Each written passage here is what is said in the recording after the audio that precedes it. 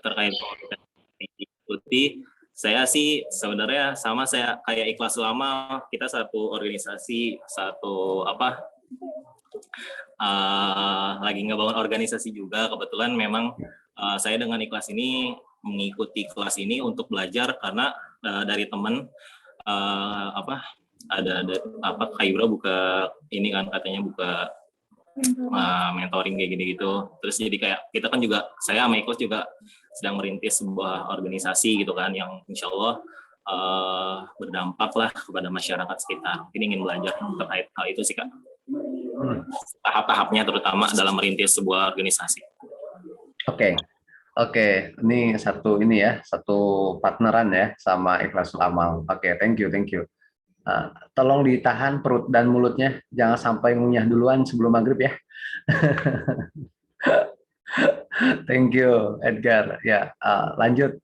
Silakan perkenalan Mas Hamdan sama siapa? Syauki atau Khairul Fajri? Silakan.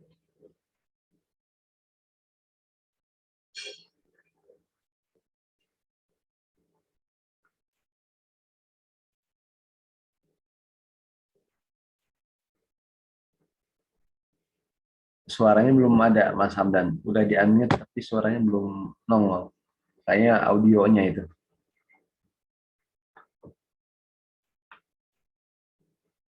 Oke, Thomas Khairul Fajri, Mas Syauki boleh?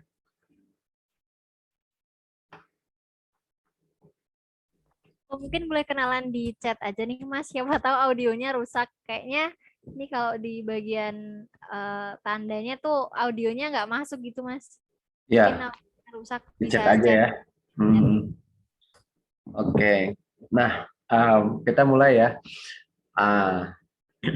Kalau makanya sebelum saya mulai sebenarnya, saya nggak langsung materi tentang dasar-dasar lain sebagainya, tapi disesuaikan kebutuhan ya. Tadi juga Edgar lagi buka mentoring, Ikhlasul Amal, Hamdan juga mungkin atau Syauki dan sebagainya. Nah, dalam manajemen organisasi itu apa sih? Manajemen organisasi itu kan ya manajemen segala sesuatu. Cuma yang perlu kita bedain adalah apa bedanya leadership and managerialship. Ya, ini secara tulis dulu. Saya belum ngetik materinya. Kita harus pahami dulu bahwa seorang leader itu secara leadership harus bisa, tapi leader juga harus bisa managerialship. Dua-duanya itu satu paket. Ada orang yang jago jadi manajer, ya, tapi ada juga yang dia jago jadi leadership. Dua hal yang berbeda. Ya, ini penting. Kalau bisa dua-duanya, kalau jadi leader. Kalau enggak, ya bagi tugas aja, bagi peran gitu. Kalau kan teman-teman di organisasi itu kan bisa ada divisi ya, divisi acara, divisi humas, divisi apa lagi nih, divisi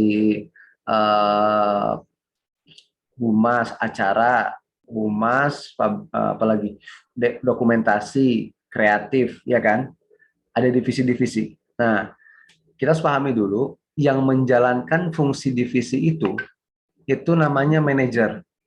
Jadi secara konsepnya dulu ya, itu manajer, tugasnya manajer. Jadi manajership gimana caranya tugas antara PH, pengurus harian, dengan divisi A, divisi B, divisi C bisa sinkron. Itu namanya managerialship. Nah, kalau leader tugasnya di mana? Leader itu tugasnya menjalankan POAC, planning, organizing, A-nya apa sih? Aktualisasi, sama evaluasi. Ya. Controlling satu lagi. Oke. Ya. Jadi, tugasnya leader itu dia menaikkan moral, semangat untuk menaikkan semangat untuk para anggotanya. Nah, untuk menjalankan fungsi biar efektif antara divisi satu dan divisi lainnya itu tugas manajer. Ya, makanya ada project manager, ada project leader biasanya, ya kan? Nah, silakan itu nanti digabung tuh, ya digabung. Nah, pahami dulu ya. Jadi manajemen organisasi itu tugasnya siapa? Sebenarnya tugasnya ketua dalam bidang manajership supaya efektif organisasinya. Masalah nanti supaya terangkat moralnya itu beda lagi. Ya, kita fokus bagaimana organisasi ini termanajerial dengan baik. Oke, seperti itu ya. Jadi fungsi antar divisinya bisa lancar. Itu yang akan kita bahas supaya kita nggak jauh. Nah, maka untuk menciptakan itu semua, kita memerlukan frame gitu ya di manajemen organisasi. Jadi untuk hari ini coba saya akan pahami dulu ke teman-teman.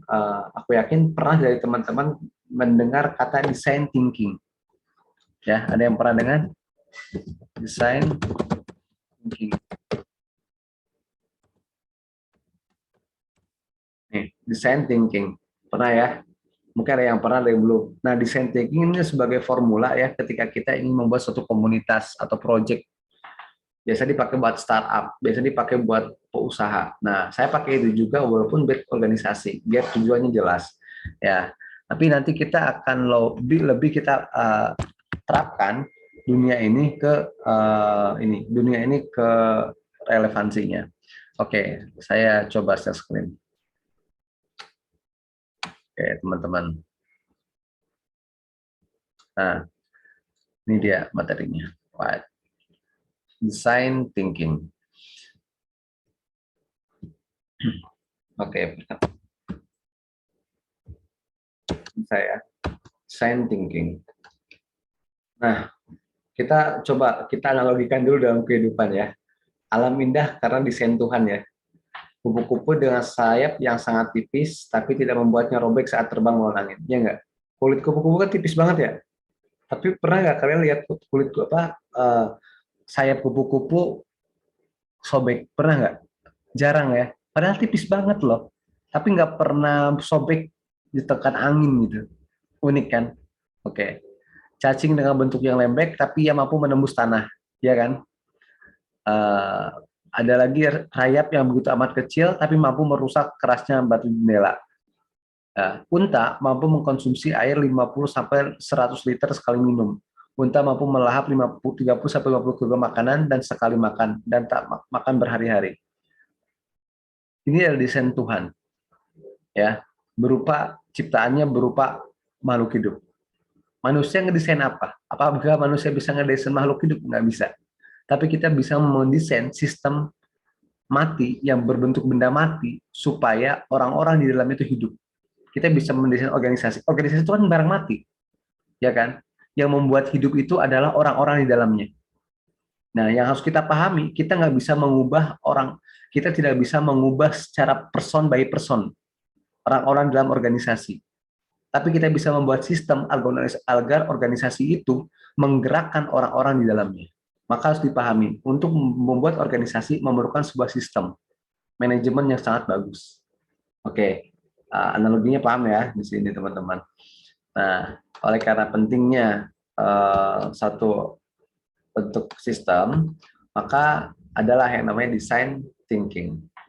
Apa itu design thinking? Steve Jobs bilang design thinking itu adalah desain yang bukan hanya tentang apa yang dilihat dan dirasakan, tetapi yang paling penting adalah bagaimana desain itu bekerja dan mampu memberi solusi. Ya, gimana caranya organisasi itu memberi solusi? Bagi siapa? Pertama bagi orang-orang di dalamnya, yang kedua bagi orang luar. Kadang kita melihat itu semua dalam kacamata sebelah. Kita membuat organisasi untuk memberikan jalan keluar bagi orang lain. Output organisasi itu membantu orang banyak, tapi kita tidak memberikan solusi bagi orang-orang internal di pengurus organisasi itu. Kita banyak membuat program untuk eksternal, tapi kita lupa membuat pembangunan SDM dalam internal organisasi sendiri. Yang padahal bekal bagi SDM kita itu lebih penting daripada ketika kita memberikan wejangan program bagi orang lain. Itu penting tuh. Ya, jadi internalisasi nilai bagi SDM di organisasi itu penting. Itu design thinking. Jadi harus melihat segala sesuatu dari keseluruhan.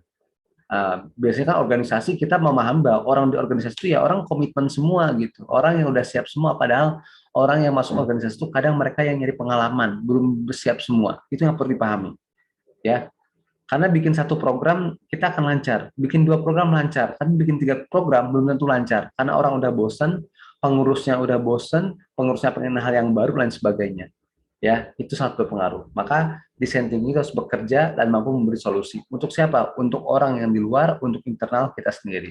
Itu dia. Nah, apa itu desain thinking? Cara menggabungkan berpikir rasional thinking, dan berpikir intuitif. Intuitif itu otak kanan gitu ya. Berpikir kreatif. Yang satu berpikir rasional berdasar fakta, Yang kanan, intuiting, itu berdasarkan tentang inisiatif kita. Terkadang itu jauh dari kata logis, tapi itu perlu dipentingkan ya untuk sebuah aturan organisasi. Untuk apa? Itu tuh gunanya untuk mengenalkan istilah kecerdasan buatan, paduan antara otak kiri dan otak kanan gitu, supaya mendapatkan solusi. Jadi ketika pertama kali belajar manajemen organisasi hari ini, maka kita sudah belajar tentang bagaimana kita bisa menciptakan hal baru. Ya, hal baru nggak harus program baru, tapi hal baru, nuansa baru, materi baru gitu. Ya, dan kita menggabungkan, apalagi di tengah pandemi sekarang, kita menggabungkan antara dunia realitas dengan dunia maya gitu. Nah, itu penting juga gitu. Dulu konsep design thinking udah dipakai nih sama David Kelly pertama kali saya IDEO, terus digabungkan lagi sama si Steve Jobs. Kenapa konsep design thinking dipakai? Jadi Steve Jobs itu sebelum Apple laku, dia nggak menerapkan konsep design thinking dalam project management perusahaan dia. Begitu dia menerapkan design thinking, itu lebih produktif dan lebih efektif. Ya, jadi kerangka ini membuat Apple bisa eksis sampai sekarang. Ya, kerangka ini. Nah, apa bedanya analytical thinking sama design thinking? Jadi sebelum kita bikin organisasi, ngebangun organisasi, nah biasanya kita menganalisis lewat analytical thinking. Nah, kalau hari ini kita sebelum bikin organisasi, sebelum nyari founder, sebelum nyari partner, sebelum open recruitment, kita harus pahami dulu konsep design thinking, jangan analytical thinking. Ya, untuk sekarang. Bagaimana? Oke. Nah, ini basicnya dulu ya, ilmunya dulu ya. Kalau analytical thinking, dia analisis ilmiah untuk mengidentifikasi masalah. Wah, sekarang tuh masalah banyak orang yang tertekan gara-gara pandemi, isu mental health naik karena banyak orang yang stres. Itu analytical thinking tuh. Ya, itu analytical thinking. Nah, kalau design thinking, fokus mencari solusi. Jadi, kita nggak perlu ngebahas berapa orang yang banyak yang banyak insecure, yang banyak overthinking, tapi fokus gimana caranya orang bisa produktif tanpa overthinking. Sekarang misalkan kita nyari bikin komunitas untuk sharing-sharing kerja gitu, ya, untuk sharing-sharing kerja gitu, gimana? Laku nggak? Lumayan laku, tapi akan lebih laku kalau di YouTube, karena di YouTube udah semua. Terus apa yang laku? Solusi gimana caranya orang bimbingan masuk kerja, mungkin itu akan lebih laku daripada cuma sharing-sharing kerja, karena memberikan solusi konkret. Nah, ngerti ya? Jadi kalau analytical thinking kita memahami bahwa apa yang kita butuh, orang butuh kerja. Gitu. Tapi kalau design thinking gimana caranya orang lulus kerja, dimanapun dia kerja, yang penting lulus dulu. Beda ya? Nah itu dulu. Jadi fokus kepada solusi. Kalau design thinking. Kedua, analytical thinking parameternya penyebab masalah. Apa ya? Parameter penyebab masalah apa yang menyebabkan banyaknya orang tidak patuh terhadap kesehatan, nggak pakai masker. Nah itu ya. Apa penyebabnya? Apakah aturan gitu? Nah kalau design thinking parameter implementasi, orang tuh nggak pakai masker bukan karena ini, bukan karena nggak mau pakai masker gitu, tapi parameternya, tapi ternyata orang nggak pakai masker karena mereka udah bosan pakai masker gitu loh, atau orang udah nggak percaya adanya COVID, misalnya kayak gitu parameter implementasinya. Ya, oke. Terus kalau analytical thinking menyaring dan menurunkan ide. Contoh kayak gini. Ayo teman-teman, kira-kira untuk agenda sekarang nama komunitas kita apa? Ayo. Yo, dari Edgar apa? Dari Ikhlasul apa? Ayo. Sampai ada 1, 2, 3 gitu. Jadi kita nunggu judul, nunggu organisasi, nama judul, nama tema program yang bagus. Ya kan? Cuma temanya apa? Bla bla bla bla break future gitu kan. Demi masa depan yang cerah, misalkan kayak gitu ya. Kita nunggu itu dulu. Padahal kalau design thinking nggak kayak gitu, justru menggali dan membangun ide ya. Misalkan teman-teman hari ini yang kita butuhkan apa? Pendidikan di bidang pendidikan. Oh iya, pendidikan offline. Oke, apalagi pendidikan berbasis karakter. Oke, apalagi pendidikan digital. Oke, apalagi terus semua ide berkaitan dengan pendidikan, apa yang muncul di otak orang lain, tulis dulu. Jadi nggak harus nunggu yang oke, temanya apa, kira-kira teman-teman ayo, harus konkret dulu, yang umum dulu aja. Kita mau bikin apa, ayo, yuk semua gitu. Nah, setelah semua terkumpul, barulah digali. Kenapa kamu milih ini? Kenapa kamu milih ini? Kenapa kamu milih ini? Oke, pertimbangannya apa? Jadi orang dengar semua gitu. Nah, kalau misalkan analytical thinking nggak kayak gitu. Kita tentuin satu tema, udah gitu orang nyari temanya gitu. Padahal kita masih bisa nyari dulu. Sama dalam bangun organisasi kayak gitu dulu. Dulu pas pandemi muncul, sekarang banyak tuh organisasi mental health dan sebagainya. Kalau Bumi enggak tiba-tiba karena pandemi bikin organisasi. Itu apa? Saya bikin webinar bareng Mbak Sinta, kayak webinar sharing-sharing session gitu ya. Nggak ada komunitas yang itu, tapi kita itu aja. Terus kita bikin ini, bikin Google Form. Teman-teman, yang dibutuhkan kamu sekarang apa? Aku nanya, yang dibutuhkan kamu sekarang apa? Gitu. Dan ternyata dibutuhkan mereka sekarang itu ada pelatihan-pelatihan untuk pertama yang dibutuhkan sama mereka itu mereka butuh beasiswa karena ketika pandemi banyak yang di PHK orang tuanya. Yang kedua butuh pelatihan untuk bisa mendapatkan beasiswa itu. Tapi kalau analisis itu yang dibutuhkan itu apa aja? Soal ekonomi, soal mental health. Kalau misalkan saya berdasarkan apa yang berkembang hari ini, kayaknya saya bikin bukan Bumi Scholar, tapi saya bikin organisasi di bidang mental health. Cuma waktu itu dari pasar yang ada, ternyata kesimpulannya beda. Walaupun secara nasional itu semua orang butuh mental health, tapi mental health itu ternyata apa? Output ujung-ujungnya lagi, kenapa? Orang nggak bisa kuliah karena nggak punya duit. Gitu, maka perlu beasiswa. Nah, maka dari situlah, oh orang tuh lebih butuh beasiswa. Ya udah, saya bikinlah organisasi namanya Beasiswa Unggulan Muda Indonesia, atau disebut Bumi Scholar. Namanya pun beasiswa, karena kenapa? Orang yang dari 100 orang lah katakan, yang ngetik kebanyakan 70%-nya nih ya, ngomongin beasiswa, ya udah beasiswa. Ya kan? Karena waktu itu orang kepikirannya beasiswa aja. Jadi begitu kita bikin program, ideku dipakai nih, langsung bikin beasiswa Unggulan Muda Indonesia. Gitu. Walaupun waktu itu belum ngasih beasiswa, kita masih beasiswa pelatihan. Itu design thinking. Ya, kita bikin organisasi bukan dari apa yang ramai sekarang, tapi organisasi dari apa curhatan orang lain langsung gitu. Oh ternyata orang butuh beasiswa. Kenapa orang sekarang mental health-nya turun? Apakah karena mereka nggak punya teman? Bukan, karena mereka nggak punya duit untuk bayar SPP S1 gitu loh. Mereka nggak punya uang untuk ikut-ikut pelatihan. Makanya kita bikin pelatihan, tapi sistem beasiswa. Kamu lolos, kita kasih kamu subsidi 100.000, tapi bentuknya pelatihan. Bikinlah beasiswa Unggulan Muda Indonesia gitu.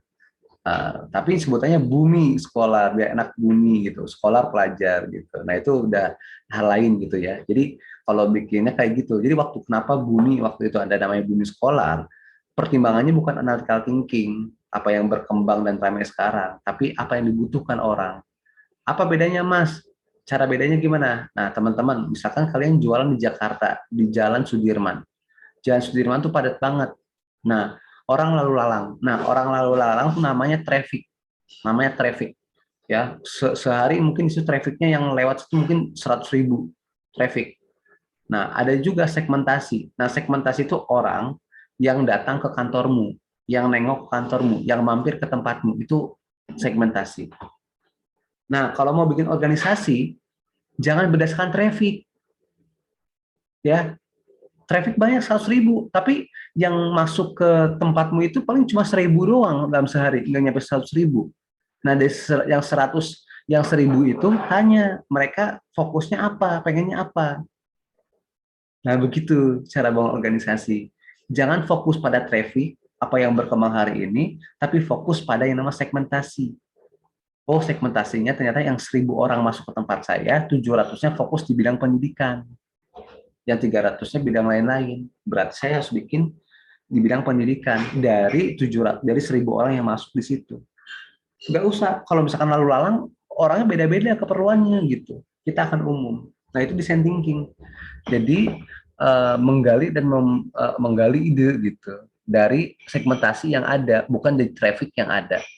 Ngerti ya, semua ngerti ya. Jadi ketika membuat organisasi, jangan tergiur gara-gara, oh sekarang yang ramai ini, trading, bikin trading. Itu kan traffic. Belum algoritma Instagram gitu kan.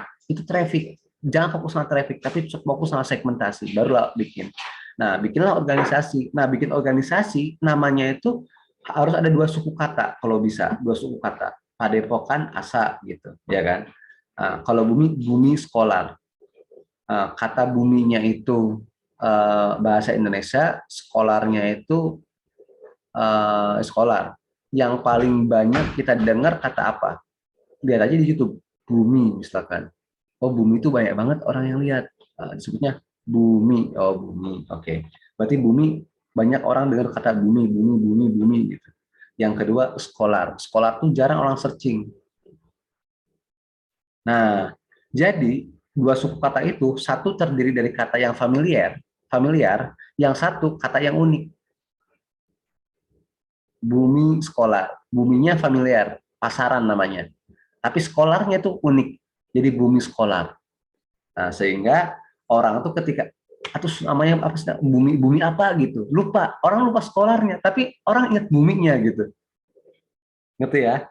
Supaya ke branding itu enak ke depan tuh, apa acara bumi, itu acara bumi, mereka nggak pakai sekolah, apa acara bumi gitu, acara bumi gitu, gimana nih bumimu gitu, banyak teman-temanku juga gitu, bumimu gimana gitu, jadi orang ke branding, oh bumi sekolah, beda bu, singkatan beasiswa unggulan muda Indonesia, orang nggak penting orang tahu beasiswa unggulan muda Indonesia kepanjangan gitu, yang penting bumi sekolahnya gitu, bumi sekolah atau apalagi namanya yang banyak, biasa kata-kata yang baik itu apa ya, misalkan ruang tuh banyak banget, tapi yang satunya jangan yang itu, misalkan ruang berbagi, itu dua-duanya familiar, akan pasaran banget, orang nggak akan ikut tuh.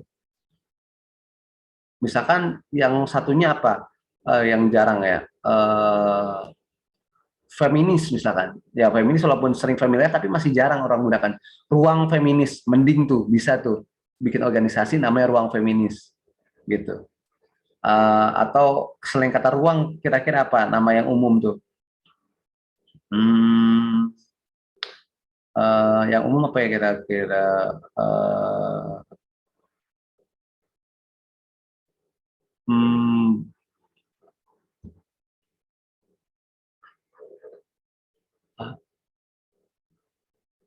berbagi harap apa ya?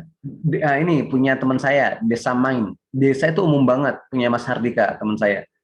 Desa umum banget. Mainnya itu kan main pikiran. Umum kan. Jadi desa main. Desa main. Itu desa main. Kan keren juga. Terus ada juga punya teman saya, IM Connect. Ya, punya Iqbal tuh. IM-nya itu kan saya. Banyak banget orang dengar. Connect-nya itu kan jarang gitu. IM Connect gitu. IM-nya itu umum, Connect-nya itu dia spesial khusus gitu. Terus punya ini si Safira, Indonesia Event. Indonesia itu kan umum, eventnya itu kan itu umum sebenarnya, cuma marketing dia kencang aja sih sebenarnya. Kalau itu gara-gara kencangnya aja.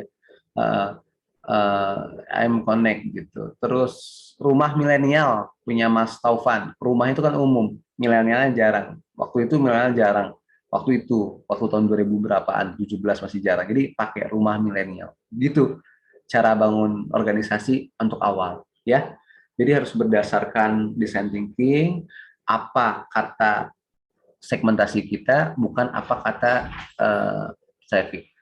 Terakhir, untuk berpikir design thinking, kalau yang analytical thinking itu berpikir linear, pendekatan, analisis, berorientasi konten, mencari penyebab. Tapi kalau misalkan design thinking, berpikir sistem, pendekatannya sintetis, berorientasi pada memahami pola.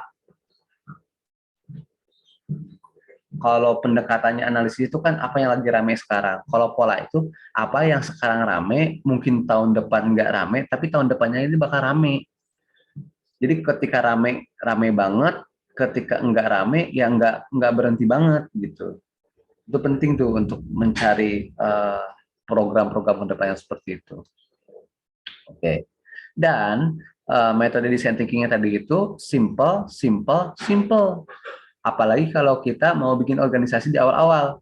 Jangan bikin-bikin ribet-ribet kayak, oh harus follow follow 5, follow.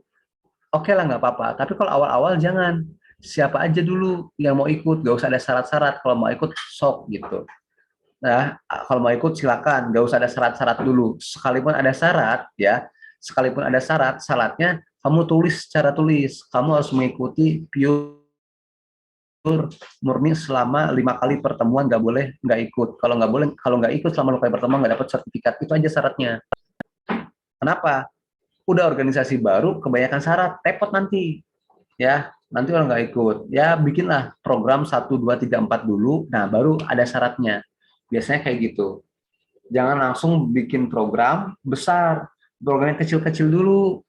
Ya, kalau Bumi dulu ketika pas awal-awal bikin, kita bikin program penelitian. Cara penelitian kualitatif dan kuantitatif. Pesertanya yang pertama cuma 20 orang. Yang kedua pesertanya 30. Yang ketiga pesertanya nambah jadi 50. Yang terakhir yang keempat pesertanya jadi 80. Itu penelitian. Tapi itu benar-benar 3 jam kita langsung praktek gitu. Dan orang-orang yang belajar tuh bisa nanya bebas, ya, bisa nanya bebas, dan setelah itu nanya bebas dan kita kayak saling sharing aja. Dan akhirnya akrab satu sama lain.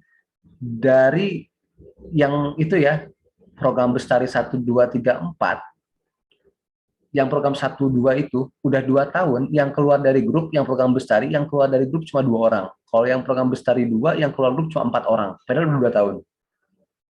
Sisanya ngobrol aja gitu. Nah, kalau yang udah tambah banyak, yang keluar program lumayan, tapi nggak nyampe 15 orang yang keluar dari grup.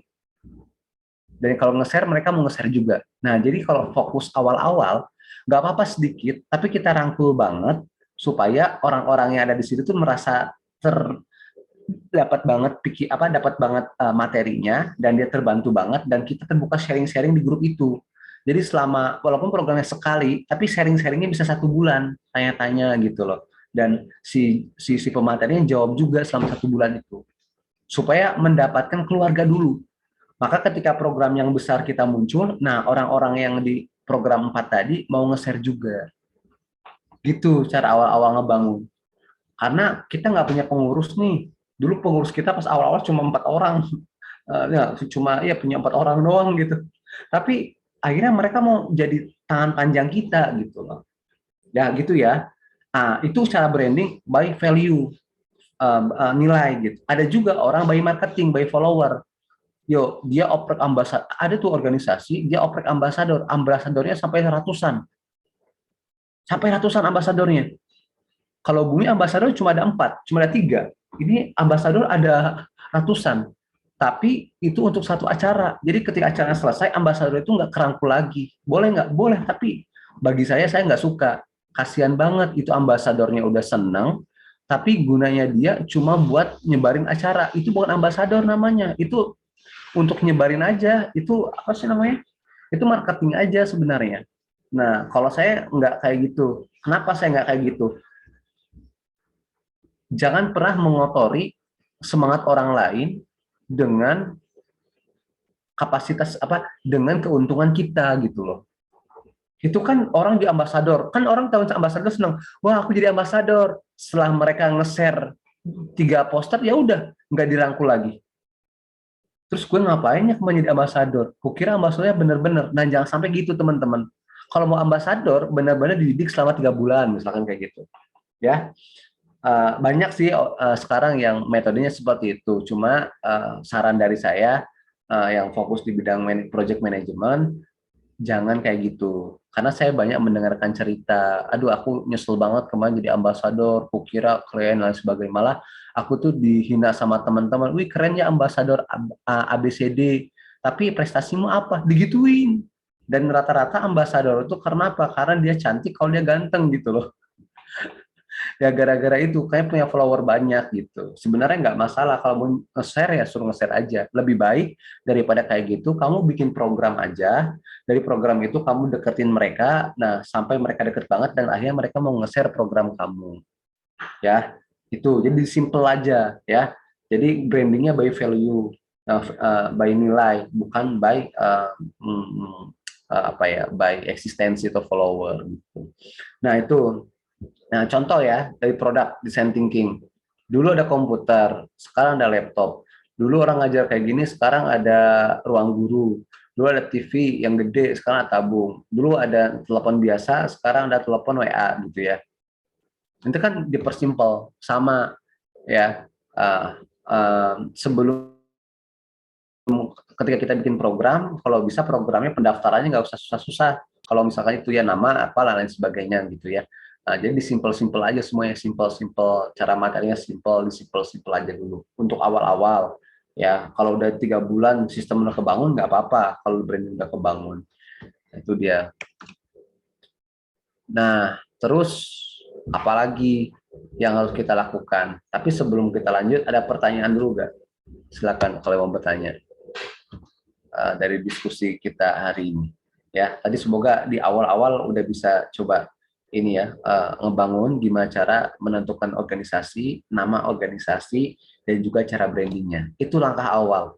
Ya, silakan. Mungkin ada keluh kesah teman-teman ngebangun organisasi, nah turun silakan.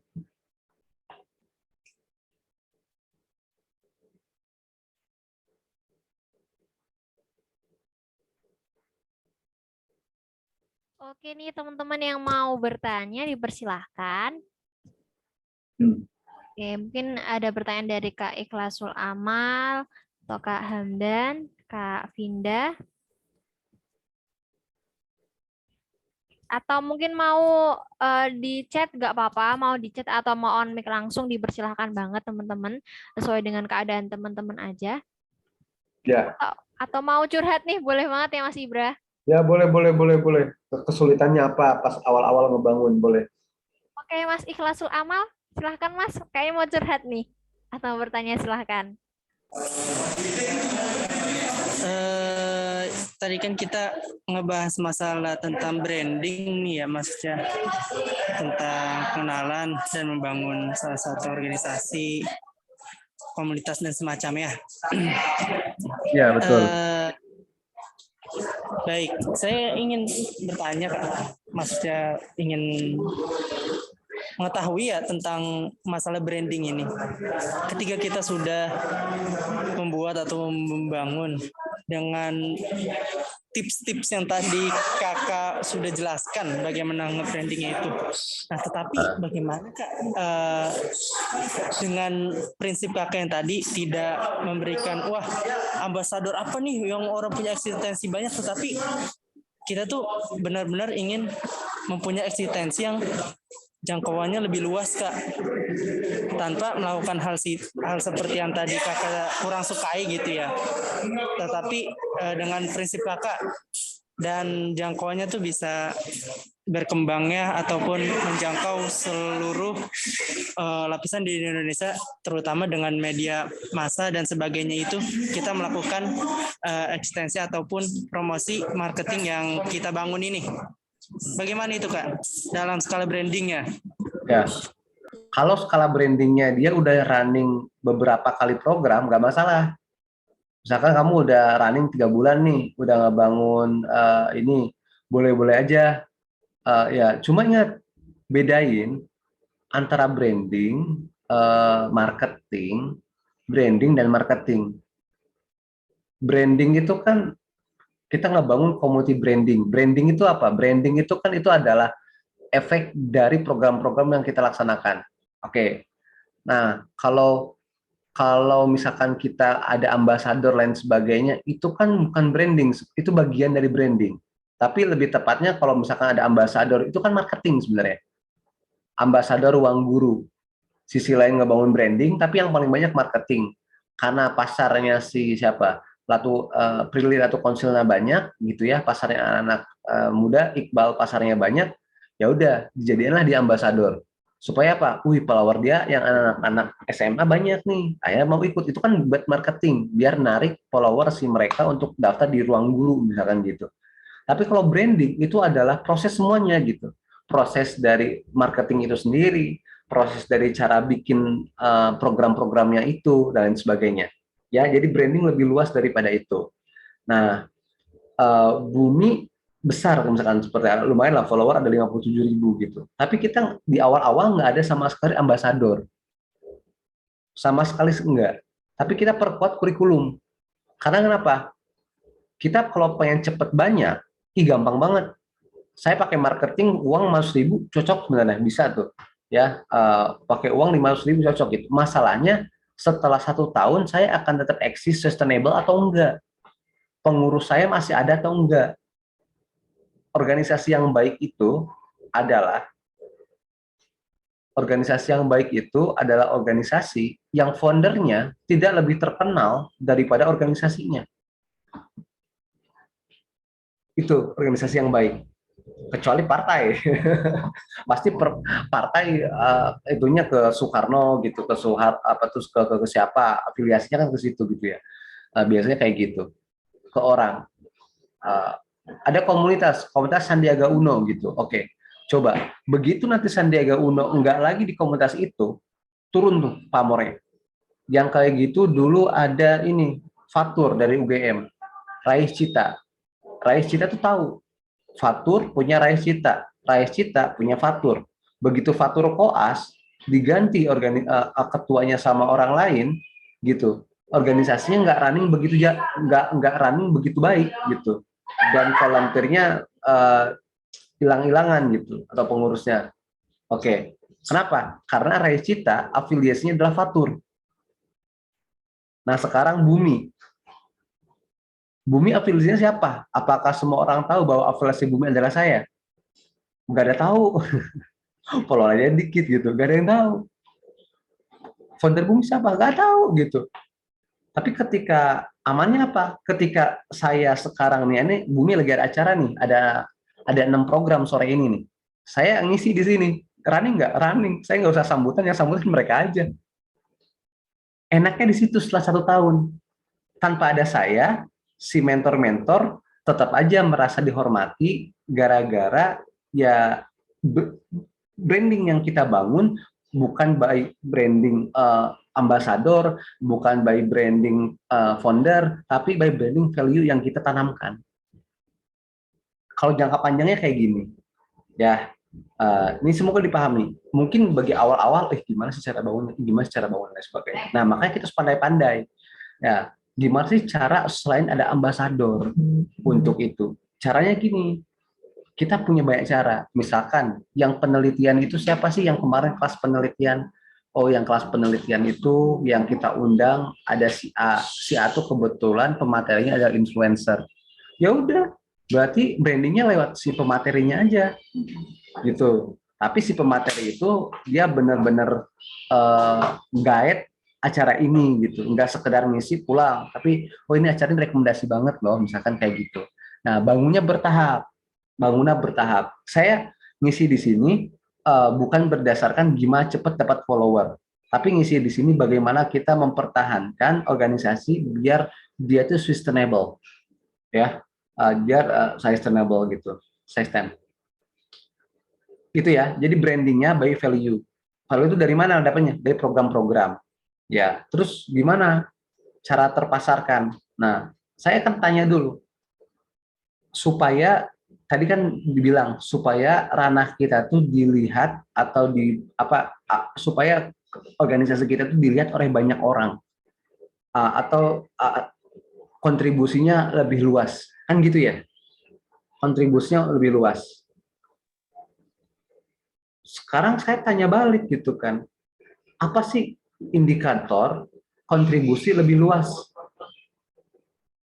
Coba dijawab. Apa indikator kontribusi lebih luas? Manfaat ke banyak kalangan dan lapisan di daerah. Oke.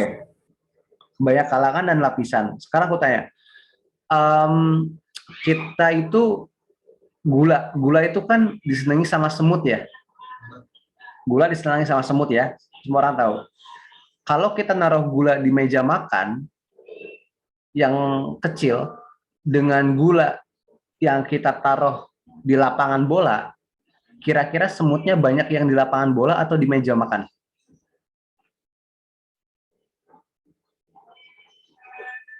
Kita naruh gula di meja makan nih. Yang sakit tuh kita naruh gula di lapangan bola. Mana yang lebih banyak semutnya?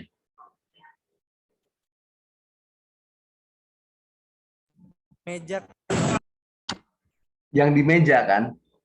Nah, Itulah kontribusi yang lebih luas. Meja itu nggak lebih luas dari lapangan, tapi orang-orang berdatangan ke meja itu gara-gara apa? Segmentasinya pas. Seperti itu. Nah, kalau yang di lapangan, kita kan berharap naruh gula aja di lapangan bola. Berharap nanti ada anak-anak datang, ada anak remaja datang, ada orang dewasa datang gitu. Berharap semut datang dari lebih banyak tempat gitu. Ternyata semut malah datang lebih sedikit. Kenapa? Karena segmentasinya tidak terlalu luas dan akhirnya kita tidak mendapatkan apa yang kita dapatkan karena segmentasinya tidak pas. Nah, jadi kontribusi lebih luas itu mungkin bisa ketika awal ngebangun, lebih baik ketika kita sebutkan kontribusi lebih dalam.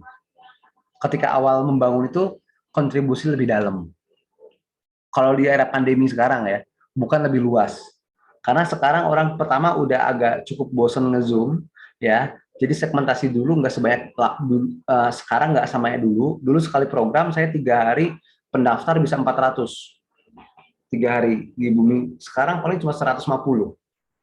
Dengan marketing yang sama, dengan branding yang sama, segmentasi kita coba satu-satu. Beda segmentasinya. Nah, sekarang coba kita bangunnya kontribusi lebih dalam, bukan kontribusi lebih luas. Tapi dari dalam itu, kita ngebuka pintu-pintu orang dilatih sama kita itu, dia menjadi loyal terhadap kita. Nah, kurang lebih seperti itulah ya untuk sekarang. Jadi kontribusinya lebih dalam. Ya. Nah, kontribusi lebih dalam itu kemudian bisa membangun branding bagi komunitas kita. Karena ada apa? Ada advocate. Orang setelah ikut dari program kita, dia mau merekomendasikan program kita. Ya, kurang lebih kayak gitulah ya cara ngebangun branding awal. Ya, tapi itu pilihan, silakan. Kalau mau nge-branding by ambassador gitu, by follower gitu, silakan juga. Tapi kalau membangun lebih by value, bertahap, silakan juga gitu. Semua punya perspektifnya masing-masing, tapi kembali kepada tujuan. Tujuannya apa? Kalau bumi, misalkan bumi kamu Homipa, tujuannya kan kalau kamu Homipa apa? Supaya orang-orang mau bermain tradisional. Nggak apa-apa yang nonton cuma 10 orang atau 15 orang juga nggak masalah. Kadang dulu yang main, tapi ada aja yang main tuh gitu. Kalau di itu kampung Pimpa sama di Inspire gitu juga, segmentasinya nggak apa-apa, kita berangkat cuma 20-30 orang, yang penting kita pemberdayaan ke Banda Neira, ke Papua gitu. Itu kalau ini. Tapi kalau misalkan di bumi sama bentuknya pelatihan ya, pelatihan orang dilatih 2 minggu, 1 bulan. Kita ngerti kalau kita segmentasinya 1000, nggak mungkin kita ngelatih 1000 orang. Jadi kalau kita ngelatih cuma 50 orang, 100 orang gitu. Tapi itu benar-benar selama 1 bulan. Jadi dikembalikan lagi ya, baiknya dan orientasi programnya seperti apa. Ya itu semoga bisa menjawab. Boleh mungkin kalau mau ada sanggahan atau mau tanya lagi. Baik, terima kasih banyak Kak Hanif Ibrahim. Ya, sama-sama Amal ya, semoga bisa di ini. Ini ada tambahan lagi dari Fahmi, kata Fahmi, apa yang harus kita bangun terlebih dahulu, antara SDM dahulu atau sistem organisasinya Bang? Dua-duanya. Tapi ada yang dicenderungkan.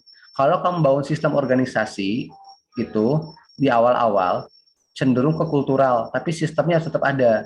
Karena kalau orang di awal-awal udah ngebangun sistem yang perfeksionis, orang kabur. Ini kok ini sih rapat mulu sih, ini kok dimarahin mulu sih, ini kok A, B, C, D sih gitu, ini kok gimana sih gak egaliter banget sih gitu kan kebanyakan. Nah maka bangun SDM. Gini, ketika dilema ya, contoh, waktu saya bangun dunia sekolah, saya nggak bangun sistem tuh. Sistemnya per divisi, koordinasi, ada rapat per divisi gitu. Jangan sampai ada rapat, kalau rapat umum terus. Setiap rapat tuh umum terus, nggak ada rapat divisi, bahaya. Nanti ada orang masuk ke organisasi kita, dia pengen belajar di kita gitu ya, pengen belajar A, pengen belajar B, karena semuanya di semua divisi di satu organisasi rapatnya gitu ya.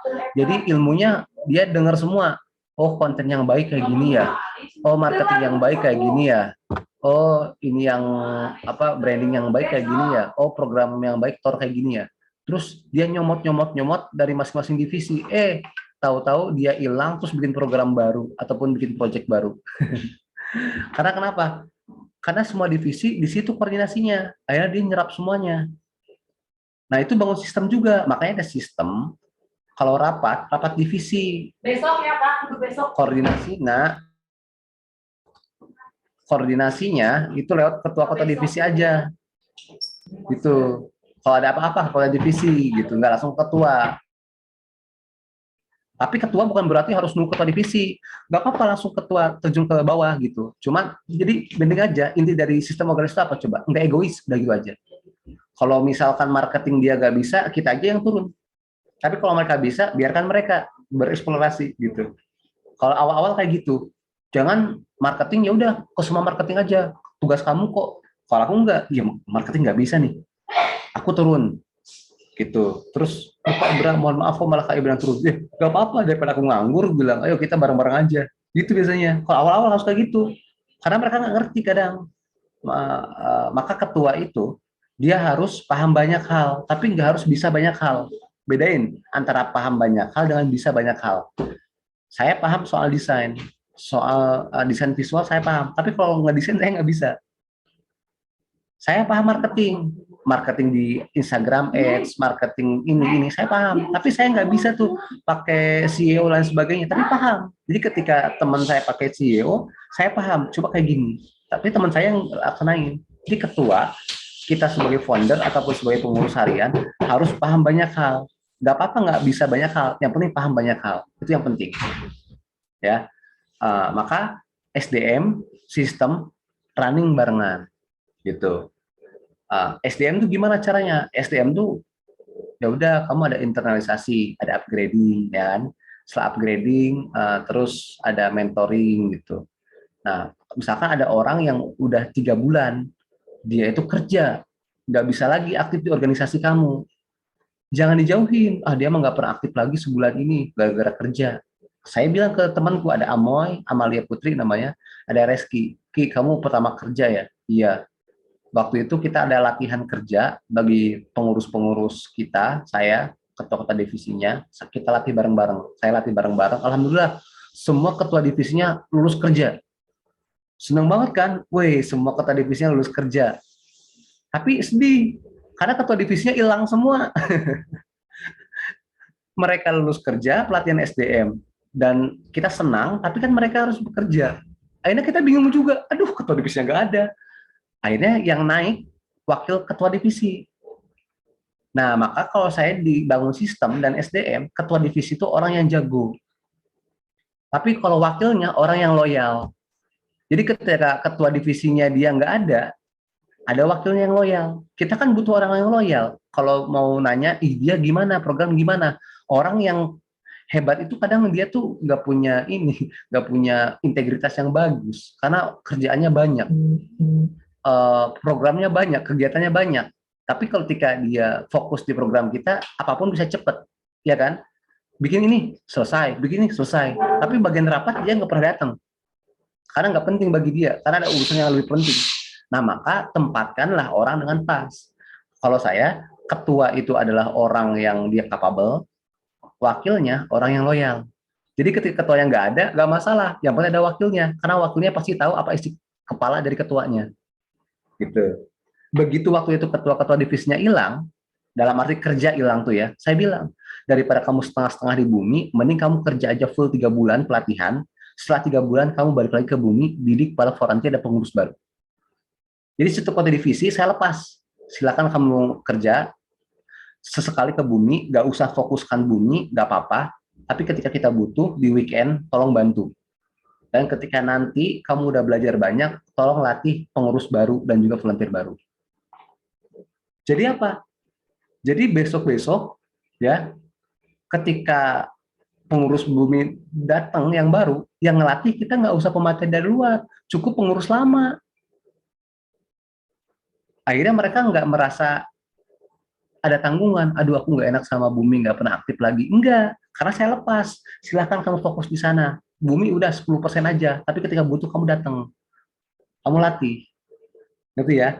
Nah, jadi SDM itu kebangun dengan gratis. ada yang di BI, pelatihan di BI kan nggak, pelatihan di Bank Indonesia kan gila, keren banget. Dia pelatihan selama 1 bulan. Kita belum tentu bisa bayarin dia untuk pelatihan kayak di BI. Ya udah dia fokus aja pelatihan 1 bulan. Nah setelah dia latihan 1 bulan, balik ke bumi. Apa yang kamu dapatkan di pelatihan BI? Ya kan? Materinya dikasih buat kita, dia yang maparkan lagi. Ya, jadi sistemnya kayak gitu.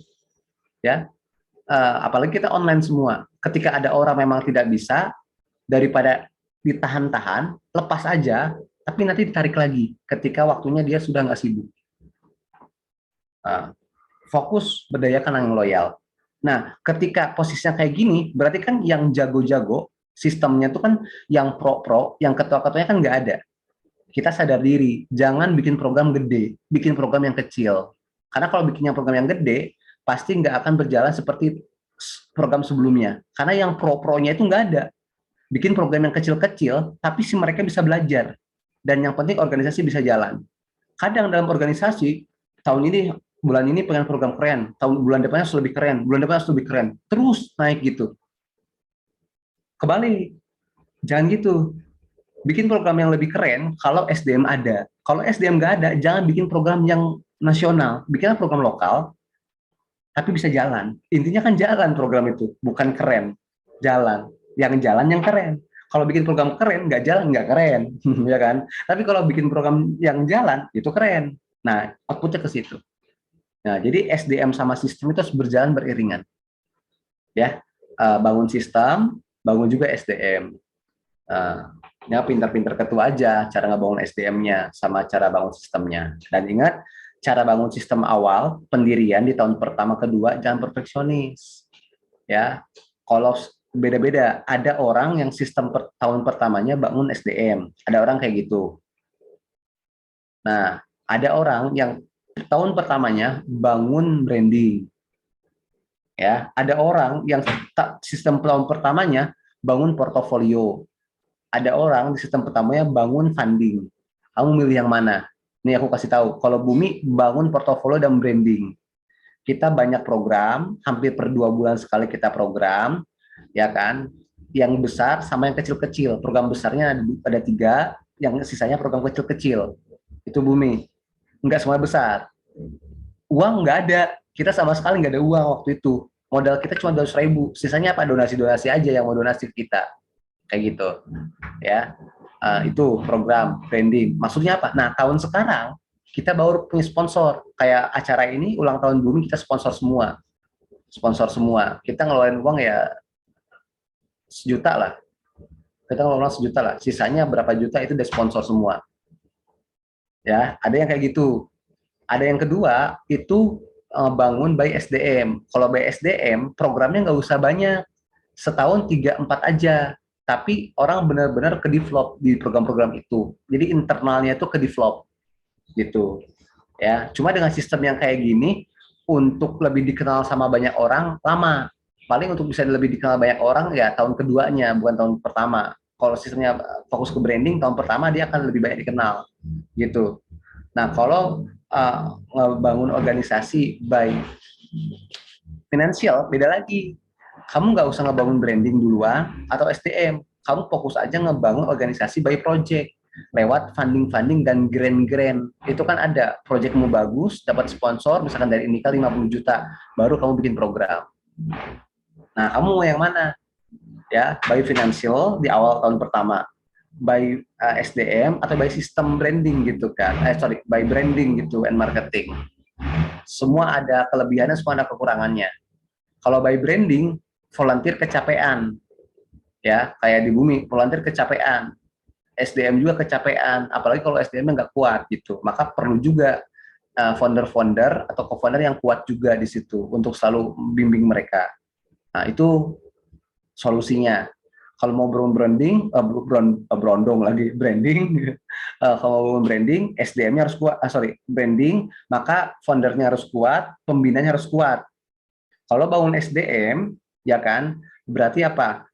Berarti orang-orang yang melatihnya harus kuat, gitu. Dan SDM-nya harus kuat, tapi dalam bentuk untuk ngomong, untuk didik gitu loh. Tapi kalau by financial, berarti dia harus mengerti soal teknis tentang pembikinan proposal. Ya, cuma jangan harap follower banyak kalau by financial, karena fokusnya nyari uang dulu gitu. Ya, nah kurang lebih kayak gitu. Jadi harus difokuskan dulu. Mana kamu mau cenderung kemana? Ya, tahun pertama branding atau SDM atau finansial. Tiga-tiganya bisa nggak? Bisa tiga-tiganya, tapi tetap ada satu yang difokuskan. Ya, Bumi tahun pertama branding, tahun kedua SDM, tahun ketiga besok ini ulang tahun kita yang kedua, baru ini kita fokus ke finansial, gitu. Ya, semoga bisa menjawab. Oke. Asik kan kalau berdasarkan ini experience.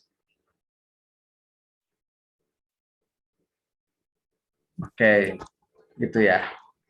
Siap, ini ada pertanyaan lagi ya nih dari Mas Fahmi. Ada yang mau ditanyakan dulu? Mungkin mau on mic atau di chat.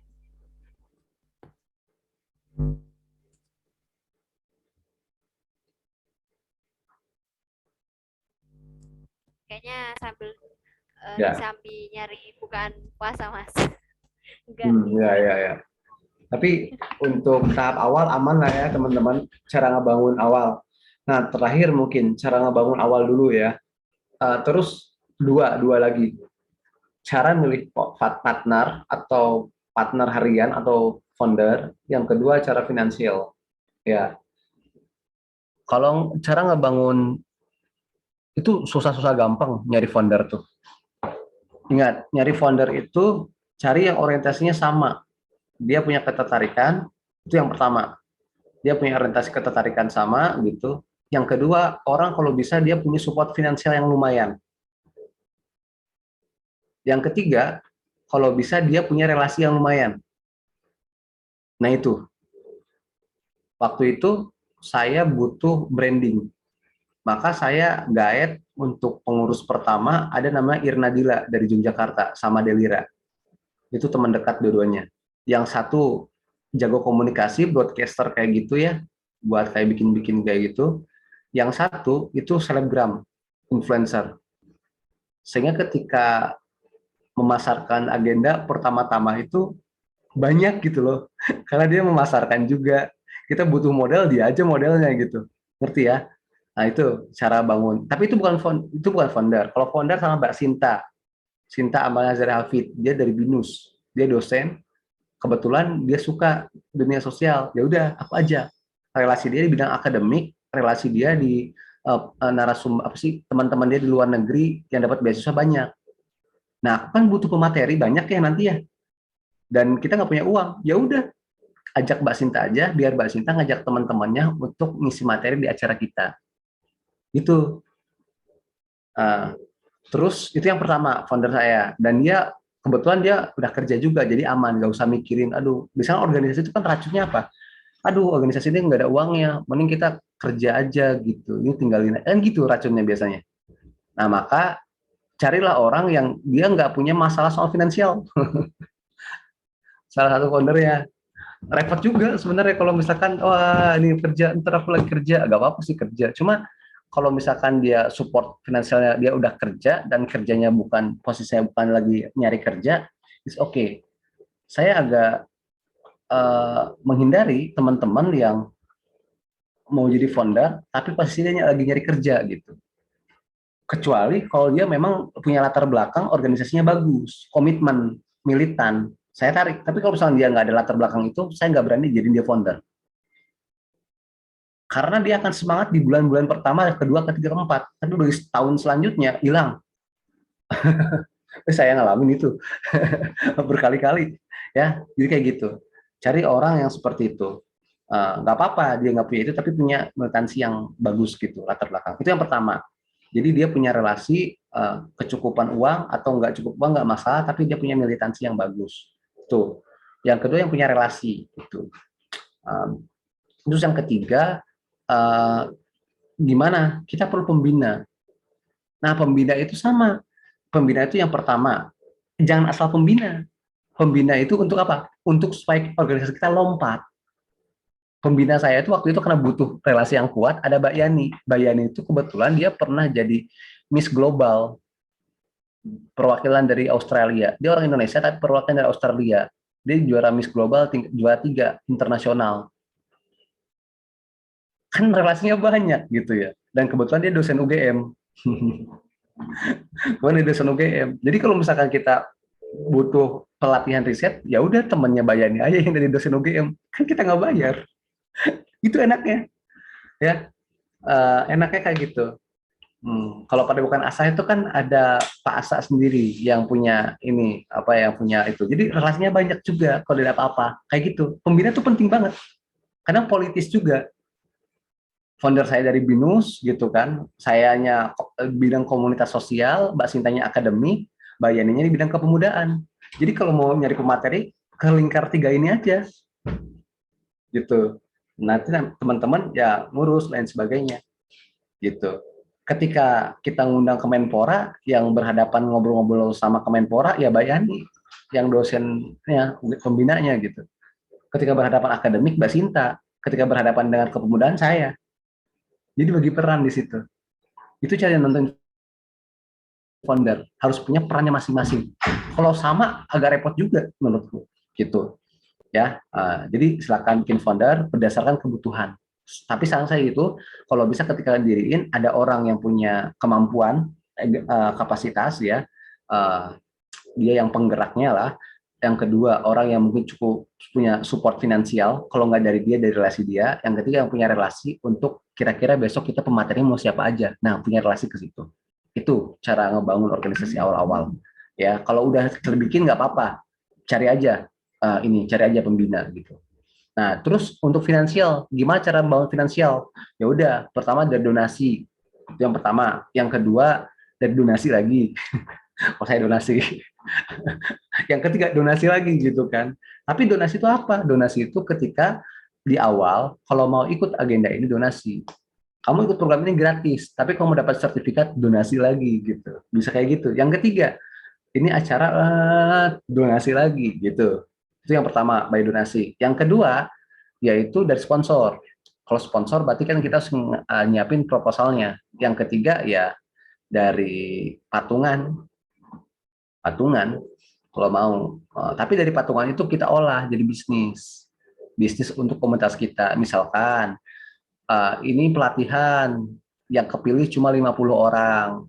Tapi ada 20 orang bagi orang yang mau self funded. Ya, jadi dari 100 orang yang kepilih cuma 50 orang. Itu kita gratiskan. Tapi bagi teman-teman yang mau ikut, itu bayar 50.000. Lumayan kan, 50.000 kali 20 orang udah 1 juta gitu. Dan dari situ, dari pembayaran self-funded. Jadi kita ngelola bisnis. Di situ cara runningnya. Ya. Nah, itu mungkin design thinking tahap awal ya. Baru tentang tahap empati, gimana sih cara nentuin awal, ya, tentang membangun organisasi. Berawal dari awal. Kayaknya untuk hari ini itu dulu aja tentang basic dulu, gimana cara membangun relasi, cara menentukan langkah awal. Semoga bisa memberi inspirasi dan juga pengetahuan baru. Ya, oke itu aja. Mungkin ada pertanyaan terakhir. Oke, makasih nih Mas Ibra. Ini ada pertanyaan lagi nggak nih? Mungkin dari teman-teman. Mumpung masih ada kesempatan nih sebelum buka puasa. Atau mau Saya diketik mau Mas nanya, boleh Edgar? kan? Boleh, silakan. Sebentar ya Kak, pindah ke tempat yang sepian dulu. Di sini ramai banget. Ya, silakan.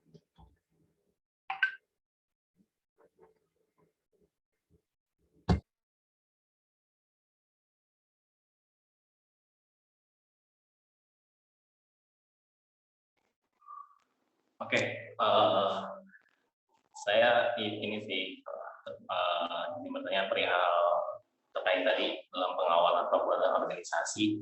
Kan tadi menjelaskan salah satunya branding ya, terus juga sponsor kalau nggak salah saya dengar terkait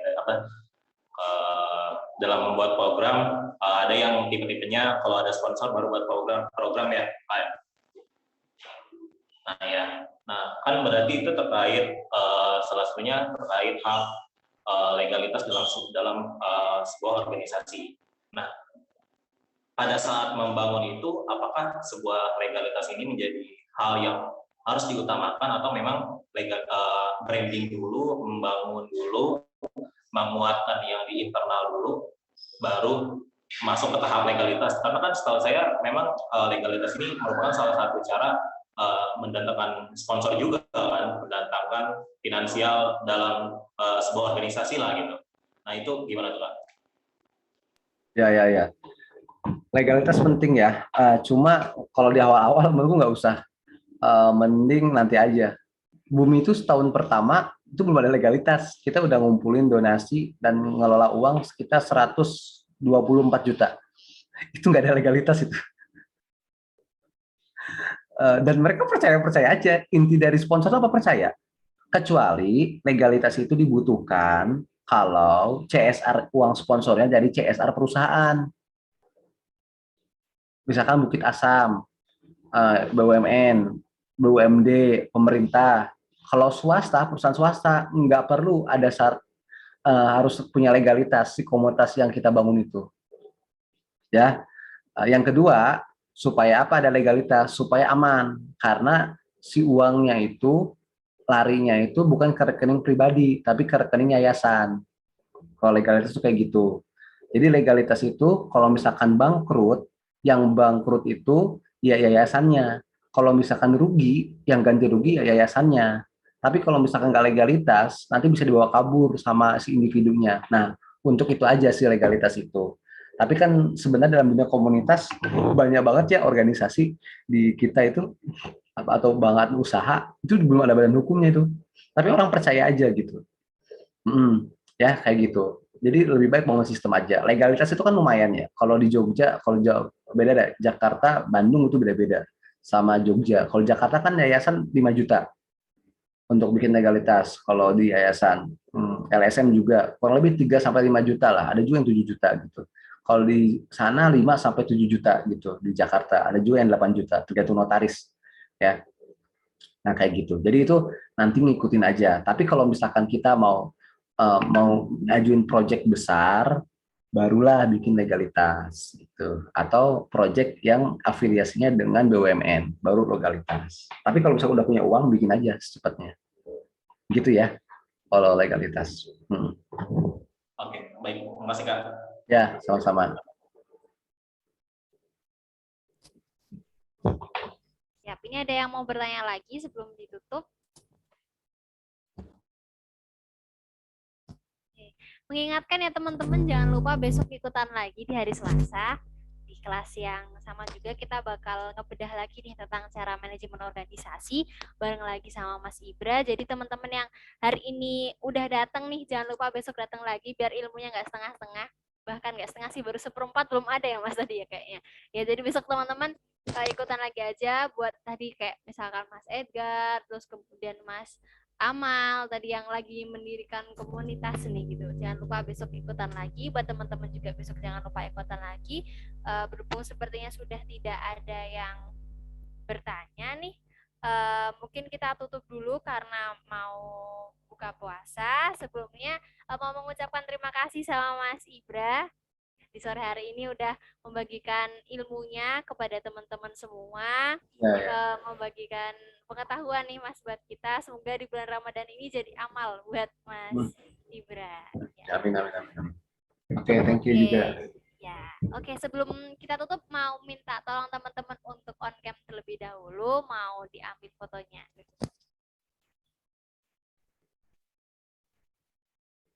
Mungkin Mas Iqbal, Mbak Vinda, Mas Hamdan, Mas Syauki, Mas Uta juga. Mas Edgar udah siap-siap. Halo Mas Iqbal. Halo Mas. Oke, siapkan senyum terbaiknya. Aku hitung 1, 2, 3.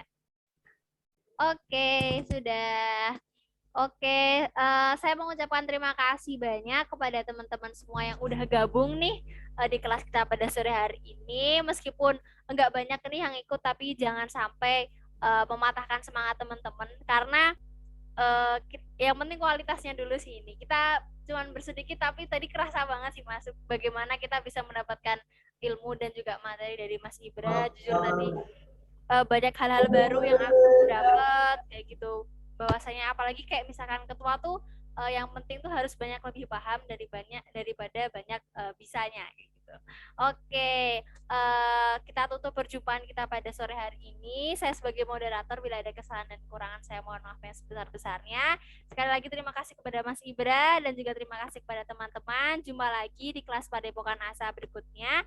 Jangan lupa yang hari ini sudah datang di kelas manajemen organisasi, besok di minggu depan juga hadir juga, dan ikuti juga Instagramnya Padepokan Asa biar gak ketinggalan info-info kelas-kelas yang lainnya. Oke, terima kasih. Cukup sekian dari saya.